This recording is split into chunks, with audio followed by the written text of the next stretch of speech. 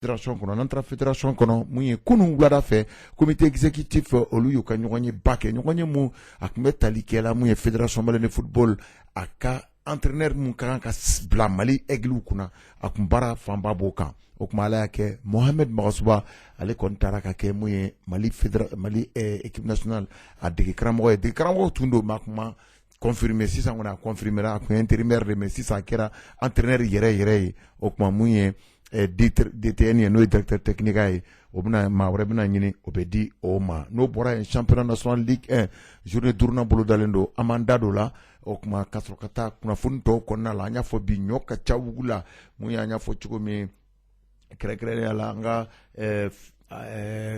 kinfo wusu mun n'an ma se ka a latɛmɛ ntɛnɛn don ni o baaraw tun kɛra lasa kɛrɛnkɛrɛnnenya maître Adama Ouattara ka salle kɔnɔ an bɛna ka n'o ɲɛfɔ aw ye o tuma mun ye Modibo Bema Konare ale ye Nɔnsɔnbugu commission bɛɛ coupe de l'amitié parrainé par Modibo Bema Konare o ɲɛmaa n'ale o coupe o denfa ye parrain ba ye o tuma a bɛna formation belebeleba kɛ u ka sigida u ka commune 5 a équipe entraîneur bɛɛ kunna ani mun ye u ka dege arbitre ye pour que u bɛ se ka baara ninnu minɛ ka ɲɛ cogo min don nataw la o tuma u ka sigida n'o ye Kolokani Siraki ka se ka ɲɛtaga sɔrɔ ni émission kɔnɔna na n'o fana bɛna baro kɛ Sakina Demba ale ye hakilina di dege karamɔgɔ ale ka tali kan n'ale ye Mali supporters ka ɲɛmaa danga ale fana an bɛn'o fana ka kumakanw lamɛn n'ala sɔnna baara boloda cogo filɛ Masa Solo ale bɛ yan ne yɛrɛ Usman Traoré ka kunnafoni d'aw ma mun ye Charles Bayo bi ale bolo bɛ nɛgɛw la ka d'a kan o b'a kalama k'a fɔ nous sommes en deuil ala ka hinɛ Fatou Sikine Fall la a cɛ la o kuma ale ntanyara kunu sudenw wulana 16h n'ala sɔnna ma an bɛ ɲɔgɔn sɔrɔ yen ni baara boloda cogo an bɛ taa Charles fan fɛ an tila ka segin JBK yelema Mali bɛ ka taa ɲɛ i taama ɲɔgɔn kɛ boisson planète ye i ka min fɛn kura alcool tɛ min na sisan planète américaine cola baby love ani ya olu min fɛn bouteilles bayɛlɛmana ni ka sɔrɔ foyi ma bɔ timiya la. Planète, ton monde, ta vie. Un produit NBB. Voilà, sisan sa baara ɲɛna Masa Solo. Ça va? Ça va. Kɔrɔ baasi t'i la. Somɔgɔw bɛɛ di. Masa. Ayiwa kunu e kɔni taara Zolen da fo Kulukorokaw fɛ yen. Ka d'a kan mun ye Joliba Ase. Ale bɛ ka labɛn kɛ a kan ka taa mun ye coupe CAF tour de cadrage ye o matchw kan tali kan ka kɛ. Joliba bɛ k'i labɛn Joliba ka labɛn o kuma a taara Zolen da fo mun ye Kulukorokaw fɛ ka d'a kan gazon synthétique bɛ yen. Masa kunu ni AZFC ye Badenya ballon-tan kɛ. O kuma AZFC kɔni y'o sɛbɛn bɔgɔ 4 ani 0. Oui, Ousmane Traoré a kɛra o cogoya la, i y'a fɔ cogo min na, mun ye 4 ani 0, mun ye Joliba Ase ni AZFC. Donc an b'a fɔ ni ye durantan yɛrɛ ta k'a lajɛ déjà an b'a fɔ équipe kɔni niveau kun tɛ ɲɔgɔn na yɛrɛ hali dɔɔni an bɛ se ka mun fɔ a la Joliba Ase niveau kun ka bon mais a kun dabɔ kun fana ye mun ye Joliba Ase denmisɛnw olu ka se ka u hakili ka se ka dayɛlɛ ka ɲɛ parce que nin match sugu la n'u tora ka u yɛrɛ sɔrɔ ka ɲɛ u bɛ danaya ta ka da u yɛrɛ kan n'u sera ka ciliw don donc a b'u bila en confiance donc match ɲini kun kun y'o ye donc an b'a fɔ laɲini kɔni o sabatira o cogo fana Ousmane Traoré mun ye Kulukorokaw fɛ Joliba Ase b'a dɔn k'a fɔ ale ye internat don o yɔrɔ la, i y'a fɔ cogo min na mun ye mise au vert an bɛ se k'a fɔ ten parce que gazon synthétique bɛ rien à dire parce que mun ye Joliba Ase ni mara de sport donc o ka mun ye tous les cadrages durantan ale donc a bɛna kɛ mun ye gazon synthétique de kan donc n'a ma ɲɛ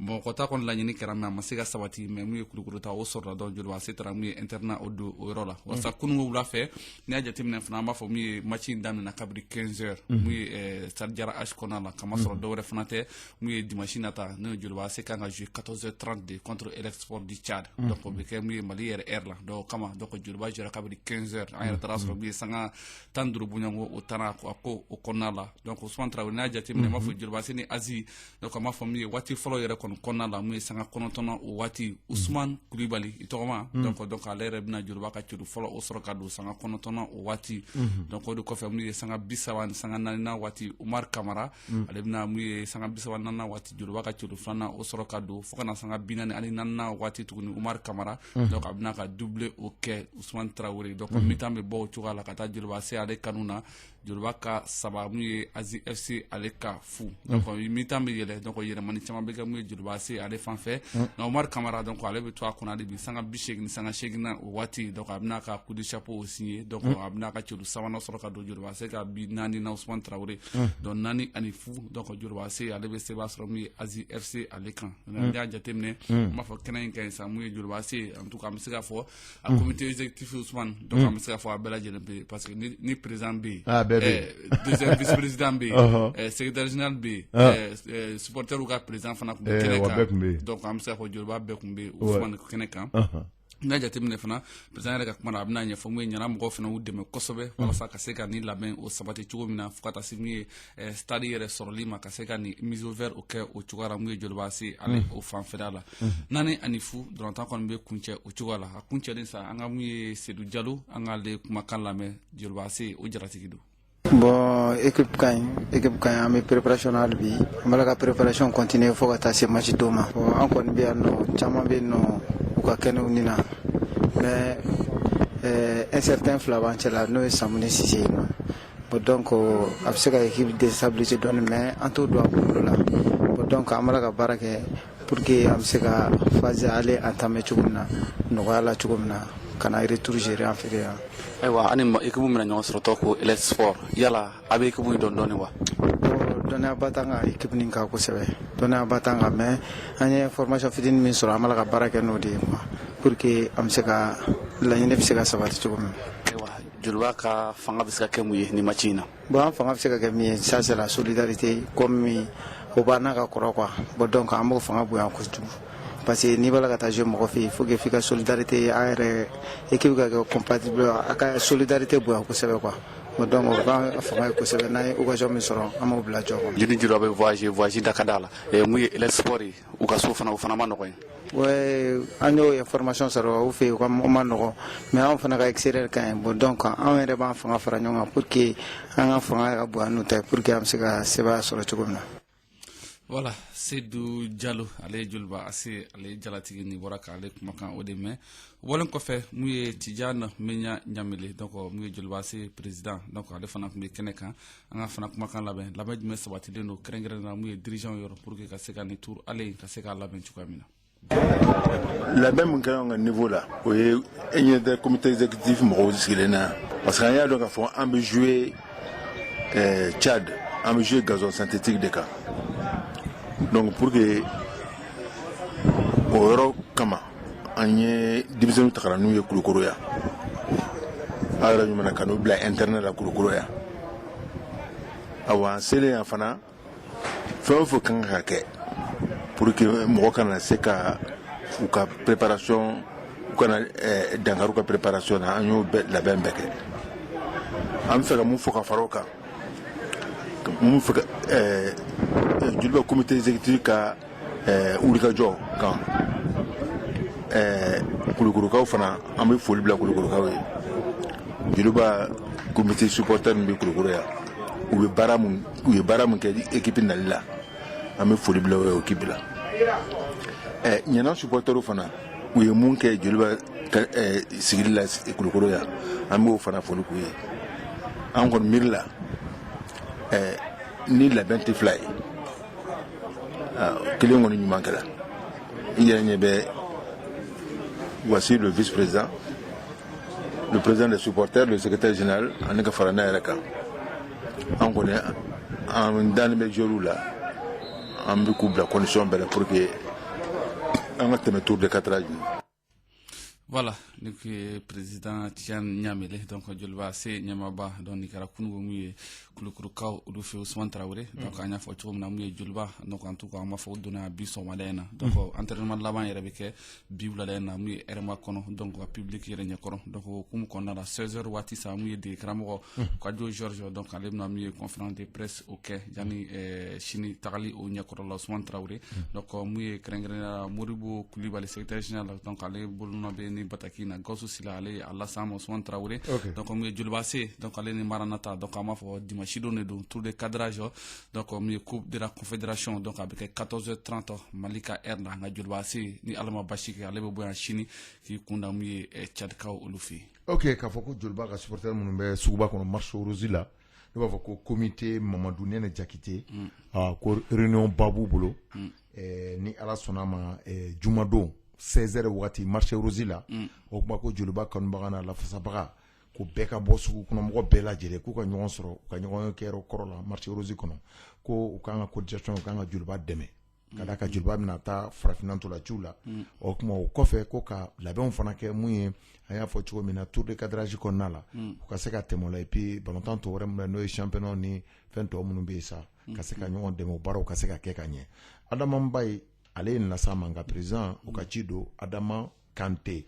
o bɔlen kɔ mun ye ali bi joliba kɔnɔna na comité Bouakar comité Lafiyabugu olu fana ko ɲɔgɔn ye baw bolo sini sufɛ comité ba awɔ u ka ɲɔgɔn ye kɛyɔrɔ kɔrɔ la k'u b'u ka tɔndon bɛɛ wele k'u bɛɛ ka ɲɔgɔn sɔrɔ u ka ɲɔgɔn ye kɛyɔrɔ kɔrɔ la ko ka taa joliba ka voyage ko k'a labɛn cotisation ko k'o ɲɛnabɔ o kuma u se n'u dɛmɛ yɛrɛ ye mun ye ballontan in labɛnni ni u ka cotisation ko la ko k'o bɛɛ lajɛlen sigi sen kan nin ye monsieur Sara Kuyate n'an ko monsieur ale ka bataki ye nin ye comité yɛrɛ k'a yɛrɛ fo nin kɛnɛ in kan donc masa sɔrɔ o tun tɛ joliba ye wa an bɛ taa sisan mun ye Charles fan fɛ y'an ka segin an da don mun ye fédération malienne de football olu ye ɲɔgɔn min kɛ kunun. Le monde bouge, le Mali bouge, toi tu bouges avec Planète non alcoolisé, ta nouvelle boisson. C'est Planète. Désormais, les bouteilles Planète, American Cola, Bébé Lop et Ya changent de forme, mais gardent la même saveur. Avec Planète, nouveau style, nouveau look. Planète, ton monde, ta vie. Un produit NBB.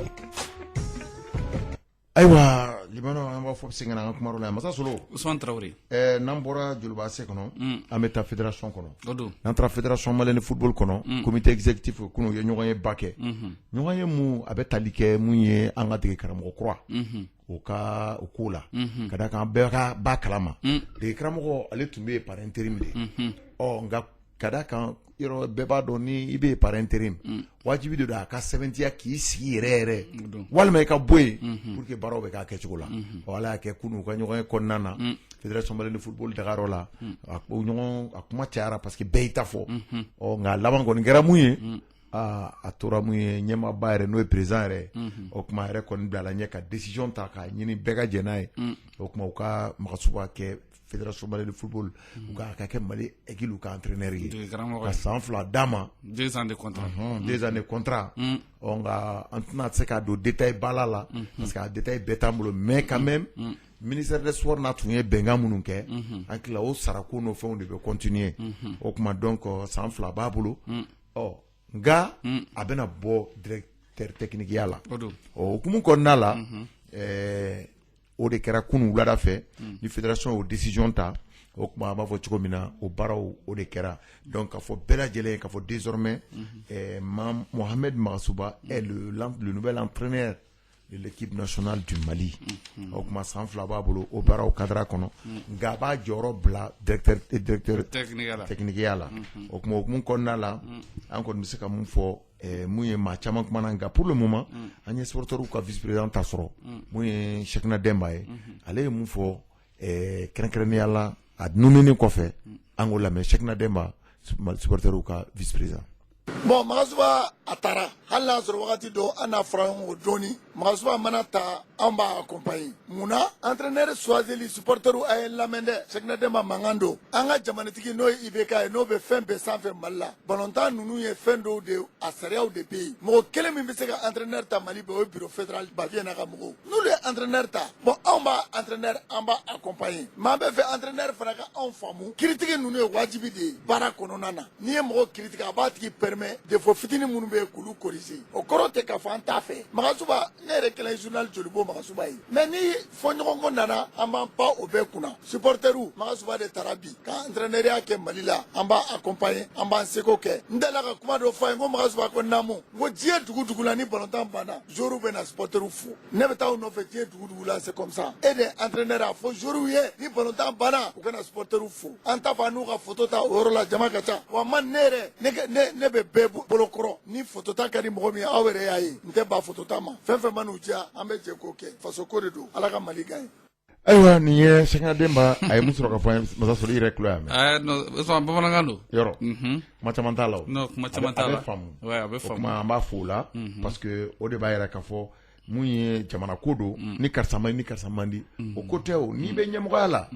wajibi dɔ bɛ fɔ o i bɛ jɛ n'o ye mais i fana ka jɛ n'o ye an kɔni bɛ mun fɔ an tun bɛ ka jɛmɔgɔw kɔnɔ ka décision de ta an y'a hakilinata fɔ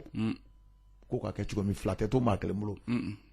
n'o u ye kelen choisi ka ban kelen ta ka ban an b'o de dɛmɛ sa kɛ nka a fana ka kɛ sababu ye an ka dɛmɛ dɛ a k'a ka kumafɔtaw dɔn a k'a ka kokɛtaw dɔn a ka conférence presse k'a ɲɛma lisiw ka bɔ a bɔcogo la baaraw kan ka kɛ cogo min na a kɛ ten n'a kɛra ten an tɛ dɛsɛ k'a dɛmɛ dɛ an tɛ dɛsɛ o y'an ka baara ye donc o fana bɛ taa o taabolo la en tout cas ne kɔni bɛ se k'a fɔ ni kɔni ma bala ne la parce que déjà an b'a fɔ kabini a kun fɔlɔ la président yɛrɛ tun y'a laɲini k'a ka d'a ye ka kɛ mun ye di karamɔgɔ ye donc an b'a dɔn k'a fɔ mun ye Mohamed Makasuba déjà an b'a fɔ ne kɔni bɛ apprécier yɔrɔ dɔw la parce que mɔgɔ mana kɛ cogo o cogo i b'a sɔrɔ fɛn dɔ ka ɲi dɔ ka ɲi dɔ man ɲi yɔrɔ jumɛn bɛ yen parce que déjà an fɔ ka Alain Giresse to yan ale tun dɛsɛra ka mun ye ka nin jeunesse de fara ɲɔgɔn kan Makasuba sera k'o kɛ ka denmisɛnninw fara ɲɔgɔn kan bon an taara CAN na an n'a sɔrɔ a kɛra échec ye an bɛ se k'a fɔ ten parce que laɲini kɔni ma se ka sabati ten Ousmane Traoré donc mais maintenant donc a bɛ Makasuba yɛrɛ de bolo déjà équipe b'a bolo a bɛ ɲini ka san 2 bɔ ten déjà ni san 2 wɛrɛ dira a ma tuguni 4 ans je pense que Mali bɛ se ka kunkɔrɔta sɔrɔ mun ye Coupe d'Afrique nataw kɔnɔna la pourquoi pas hali Coupe du Monde yɛrɛ la an bɛ se ka an jɔyɔrɔ firifiri o yɔrɔ la o yɔrɔ fana bon filanan fana ye mun ye Ousmane a fana k'a faamu k'a fɔ ani kunnafonidilaw ye baarakɛɲɔgɔnmaw de ani kunnafonidilaw ye baarakɛɲɔgɔnma de an tɛ se ka kɛ foyi ye ale ni kɔ parce que an bɛ fɛn minnu fana fɔ waati dɔw la il faut que a fana ka se k'o muɲu parce que Cheikh b'a fɔ a ka kuma la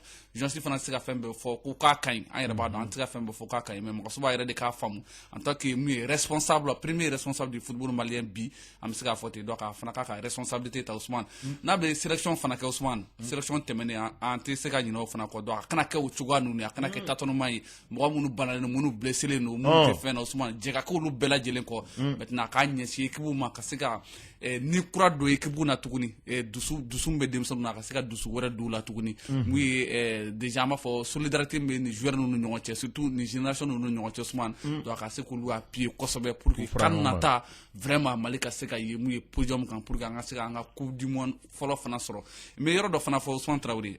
soden de don mais n'i ye sodenw fana ka performance ta k'a lajɛ Coupe d'Afrique daminɛ fo kana se bi ma an b'a fɔ u bɛ mun ye entraîneur tɔ ninnu ye Ousmane parce que u ye 11 participation de kɛ mun ye Coupe d'Afrique tɛmɛnen Coupe d'Afrique la o sera k'a ta siɲɛ 14 donc kɔrɔ b'a jira k'a fɔ soden fana n'o ye dege karamɔgɔ ye jɔyɔrɔba b'u la nka a bɛ olu yɛrɛ de bolo sisan u ka se k'u place fana ka se k'a sinsin kosɛbɛ surtout Makasuba an b'a fɔ a ye donc ani a k'a lajɛ ani journalistes donc u ka se ka fɔ ka bɛn kɛ ko la journalistes bɛ yan k'a dɛmɛ parce que Mali équipe nationale a ka d'an bɛɛ de Ousmane a ka d'ale ye cogo min a ka di anw ye a ka di supporters ye o cogo kelen fana na. Ok merci beaucoup Massa Solo an bɛ dugawu kɛ a k'o kumaw mɛn pour que dɔ ka bɔ fɔɲɔgɔnkɔ ni ɲɔgɔn sama la n'i kɛra ɲɛmaa ye n'i bɔra entraîneur la sisan mɔgɔ si t'i tɔgɔ fɔ bilen nka ne ye tɔgɔ bɛ fɔ parce que i ye ɲɛmaa ye i fana ka o ɲɛmaaya kun an ka taa mun ye Charles fan fɛ yanni an ka da don championnat national Ligue 1 Orange 5e journée o programme bɔra. JBK yelema Mali bɛ ka taa ɲɛ i taama ɲɔgɔn kɛ boisson planète ye i ka min fɛn kura alcool tɛ min na sisan planète American Cola Baby Love ani ya olu min fɛn bouteilles bayɛlɛmana ni ka sɔrɔ foyi ma bɔ timiya la. Planète, ton monde, ta vie. Un produit NBB. Voilà Massa Solo Ousmane Traoré an bɔra NBB la Bulo Keita ni Filaniw n'u ba an b'u bɛɛ fo ka dugawu k'u ye k'Ala k'u balo Massa Solo Ousmane Traoré an bɛna sisan mun ye championnat national Ligue 1 na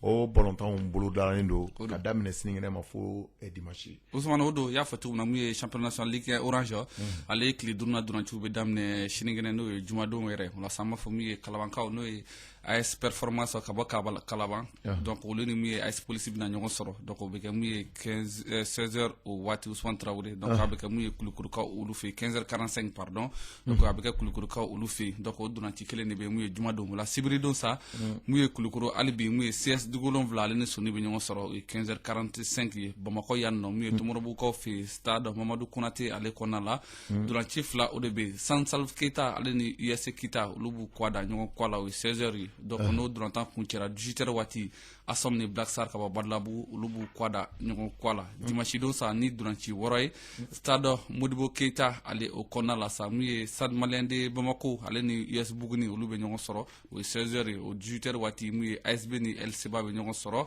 samedi 26 mars o kɔnɔna la 16h sa 11 secrétaire bɛ ISAS o bisimila yen nɔ Kulukulukaw fɛ Ɲana ni Real bɛ ɲɔgɔn sɔrɔ o yɔrɔ la Mopti Club Olympique de Bamako so bɛ ale bɛ déplacer ka taa sabanan sɔrɔ o yɔrɔ la Barawulikaw fɛ AS Bakarijan bɛ Mamadi AC o bisimila Joliba AC donc n'ale bɛna taa taama na donc ale ka 5e journée o bɛna jouer mercredi don min ye novembre kalo tile 6 ye donc min ye 16h o waati Joliba AC ale ni Avenir Lubu Kwada ɲɔgɔn kɔ la ok o tun ye mun ye championnat national Ligue 1 Orange an bɛ t'o la an bɛ taa coupe Modibo Bemba kunna n'u b'a fɔ coupe de l'amitié Nɔnsɔnbugu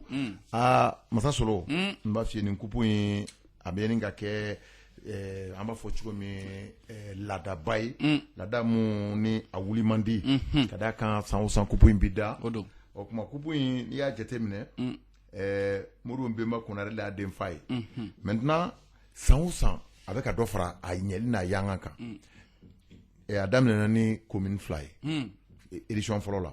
édition filanan salon a kɛra commune 3 ye sisan commune 4 ni 5nan faral'a kan parce que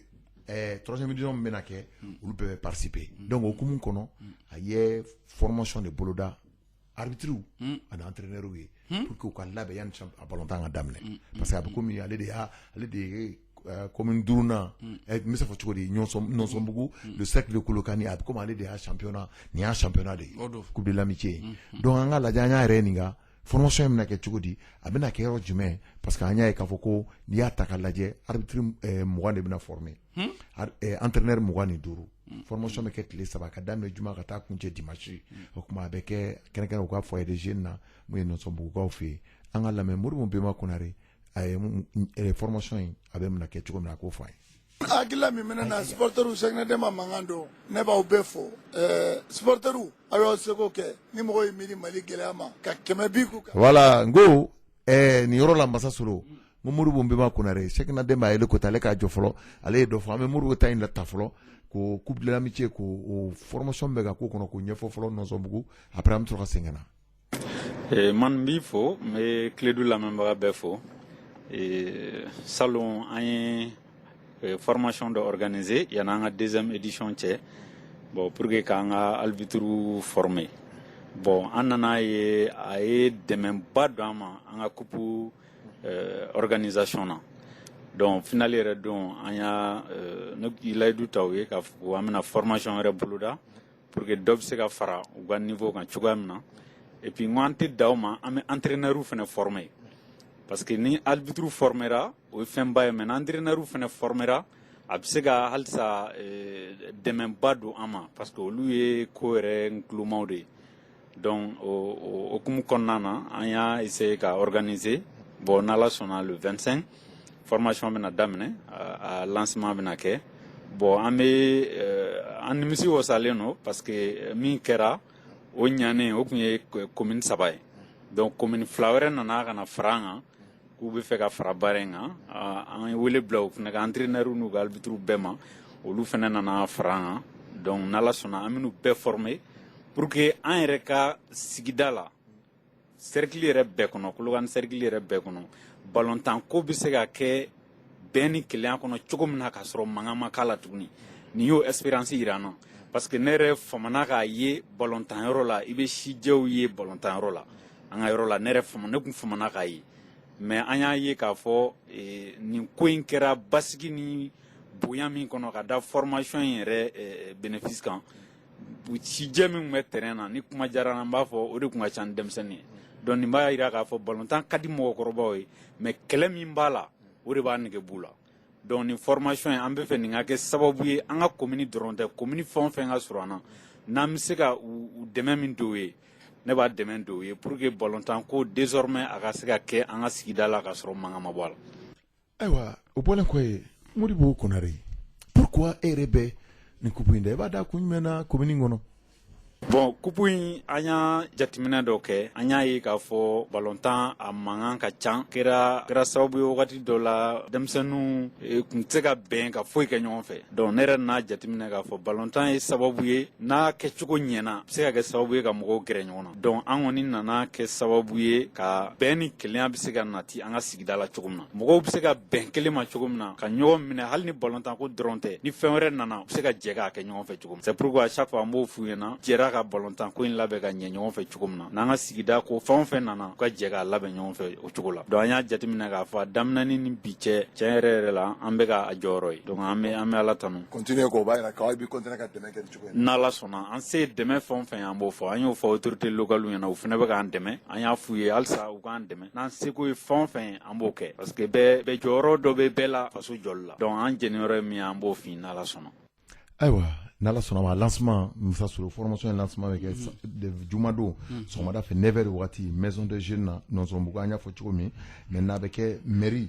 kɛrɛnkɛrɛnnenya mairiw ɲɛna a bɛ kɛ dugutigiw ɲɛna a bɛ kɛ sous-préfet ɲɛna o kuma a bɛ kɛ commission d'organisation membre bɛɛ lajɛlen ɲɛna an y'a fɔ cogo min coupe de l'amitié n'o parrain Modibo Bemba Konare an b'a fɔ parce que a bɛ ka a ka faso a bɛ k'a sankɔrɔta a bɛ ka a jeunesse dɛmɛ an b'a fɔ k'a wale ɲuman dɔn n'o bɔra ye ka foli di Basiru Sow ma ale bɛ Falajɛ nin waati in na Falajɛ Sokɔrɔ la ale fana centre b'a bolo RFA fana bɛ ka dɛmɛ kɛ kosɛbɛ kosɛbɛ denmisɛnw ye coupe finale belebeleba ye nin ye Masa Solo nin coupe in fana bɛ ka kɛ laada juguba ye dɛ a tɛ se ka wuli coupe mémorial Moriba Doumbia 10e édition an fɛ Ɲarela yan commune de la kɛrɛnkɛrɛnnenya la finale ba ye samedi ye a bɛ kɛ Ɲarela ballontan terrain an b'a fɔ conservateur terrain 16h wagati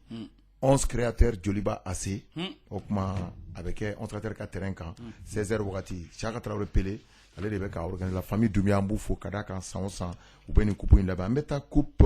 de la commission sportive de Maɲamugu o fana finale sera o kuma siɲɛ fɔlɔ ye nin coupe ka organiser Maɲamugukaw fɛ yen a bɛ kɛ sibiridon 16h wagati Maɲamugu ballontan terrain ba kan Aesteria ka bɔ Maɲamugu ale ni association sportive de Maɲamugu olu bɛn'u kɔ da ɲɔgɔn kɔ a la commission sportive de y'a labɛnni da parrain ba yɛrɛ ye Arafan Sidibe ale ye secrétaire général ale ye nin bataki lase an ma Masa Solo an bɛ taa coupe Burkasum Touré première édition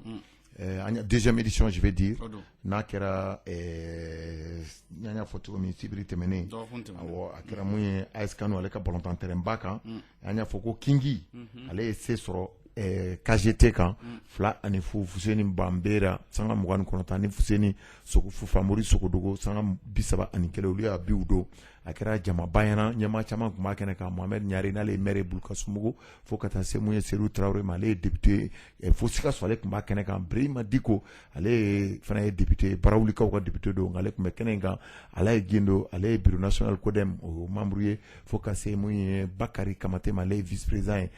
mouvement pour le Mali parti au kɔnɔna la commune 1 na o kuma Ibrahima Diallo n'ale ye karamɔgɔw ka ɲɛmaa ye commune a fana tun bɛ nin kɛnɛ kan ale mun ye Agibu Tali ye n'ale ye district 1 de football o ɲɛmaaba ye ni maaba caman wɛrɛ mun ye n y'a fɔ cogo min Musa Jawara n'o ye Bati ye député kɔrɔ don ale tun bɛ kɛnɛ in kan ni Musa Jara n'ale ye commune 4 nan ale élila ye ale yɛrɛ kumana nka an ka Bulkasum yɛrɛ lamɛn honorable député ale min bɛ coupe in da san o san nisɔndiya min b'a la n'hakilina min b'a la an k'o lamɛn. Bon, Mr. Diam, maintenant, c'est la jeunesse qui vient de gagner, parce que le tournoi est esprit au début. Après un club de 2e et 3e division, de mettre en jambe, c'est pas donc avec une compétition, puis la main, avec à commencer à rarifier. Ce qui fait que dans le tournoi, on m'a soit une éliminatoire directive, il y a un système de championnat. Nous avons l'occasion du club de Kéringuelema, qui c'est qu'un match qui a mangé. Bon, un symbolique qui sera la Mika Bonkatema au Beka, c'est qu'il n'y a pas de gagnant, il n'y a pas de perdant. Parce que les 16 équipes qui ont participé à Baye, Primera, jeu de maillot du Roubema, ballon du Roubema. Donc, pour valeur, mais pour que Demso nous rekanka, donc, pour qu'on a soutenu. Bon, à Angouman Koso, Demso nous rekanka, vraiment, il faut un élargissement. Au lieu de 16 équipes,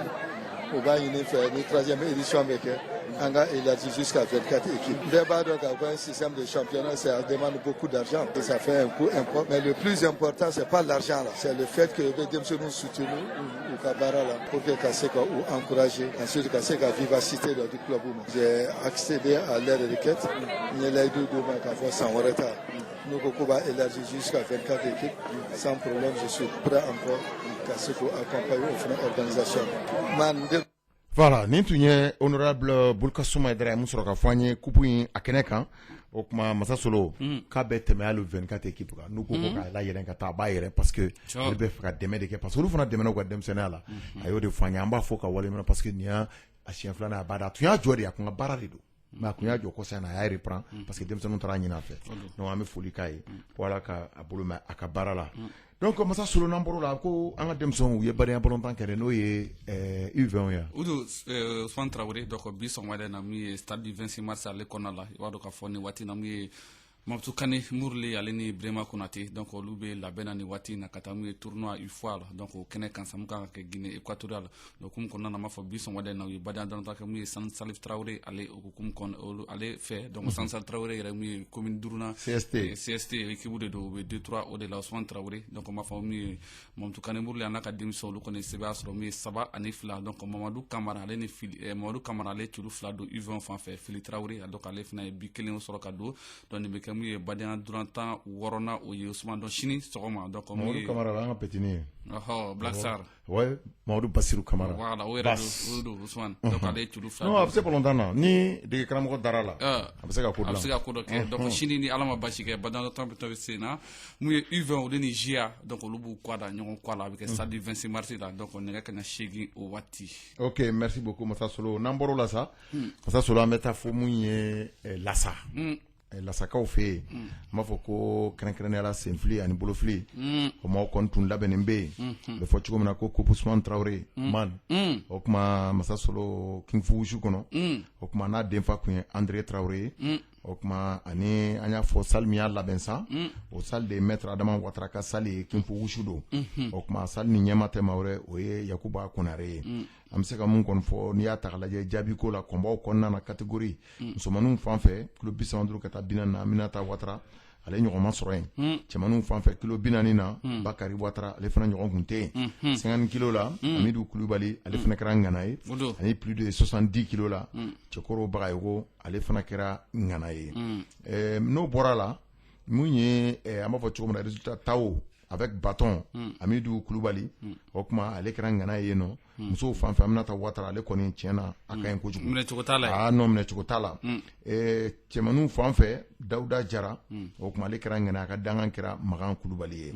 n'i y'a ta ka lajɛ sa an b'a fɔ nin baara in bɛɛ lajɛlen kɛra fédération malienne de King Fu Wushu a ɲɛmaa ɲɛna a kɛra dimanche don wulada fɛ Lassa o balontan terrain kan o kuma nin kɛnɛ in kan maaba caman fana tun bɛ yen nka an ka lajɛ ka ɲininkaliw lajɛ kelen kelen ɲininkali minnu kɛra parrainba André Sangare ale ye mun fɔ an k'o lamɛn alors hakilina min bɛ na sisan o ye nisɔndiya ye fɔlɔ ayiwa k'a dɔn King Fu Wushu karaté en général les arts martiaux mɔgɔ caman m'a faamuya n'a faamuyara a ka dɔn k'a fɔ nin kan ka kɛ Mali denmisɛnnin bɛɛ fɛ King Fu Wushu précisément i b'a ye k'a fɔ ko baara do ka se ka i farikolo kolo ka k'i sago ye ka se ka hakili mara ka k'i sago ye dɔw y'a miiri k'a kɛ i n'a fɔ tiɲɛnikɛlan don o tɛ n'i donna kɔnɔ i b'o de dɔn alors vraiment nin ye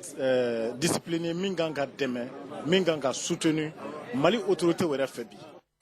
o bɔlen ko an ka lajɛ n'an sera ka Aminata Ouattara yɛrɛ sɔrɔ ale ye denmisɛnnin ye Masa Solo nka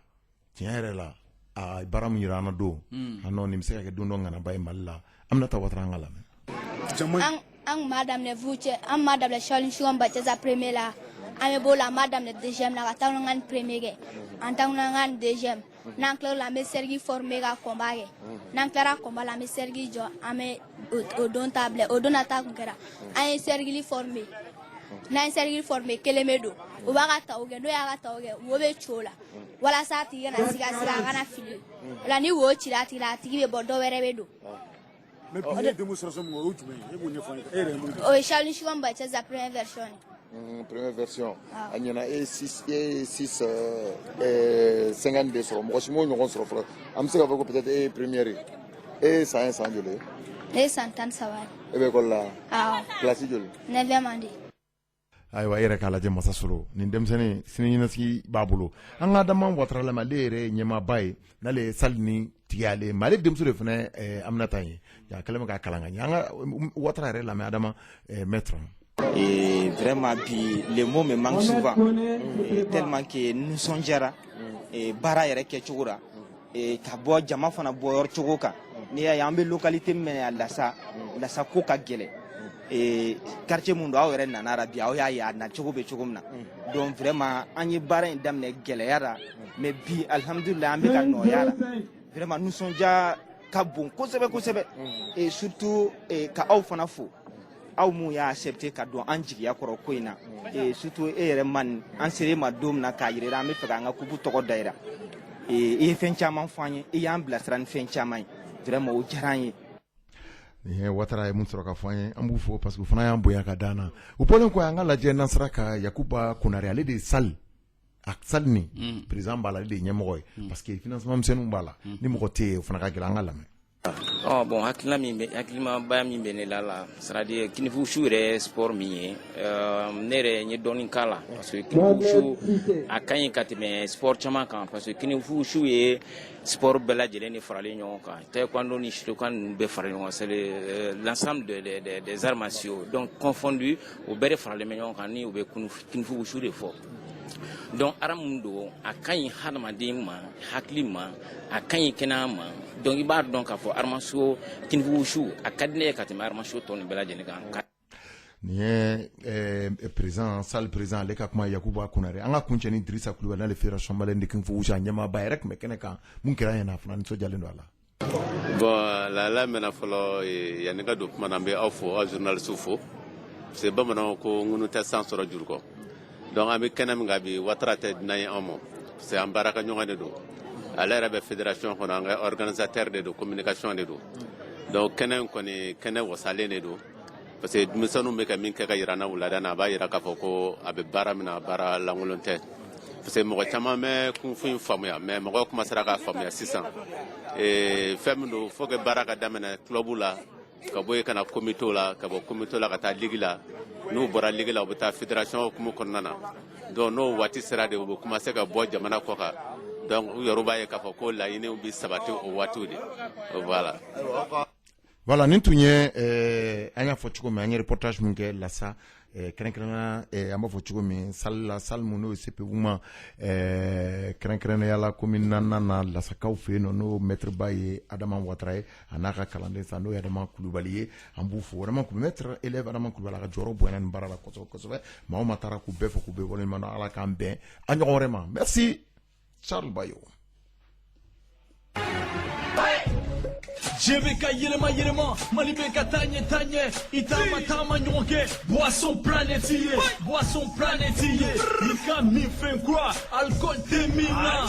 Sisan planète American Cola Baby Love ani ya olu min fɛn bouteilles bayɛlɛmana ni ka sɔrɔ foyi ma bɔ timiya la. Planète, ton monde, ta vie. Un produit NBB. La Sotelma Malitel vous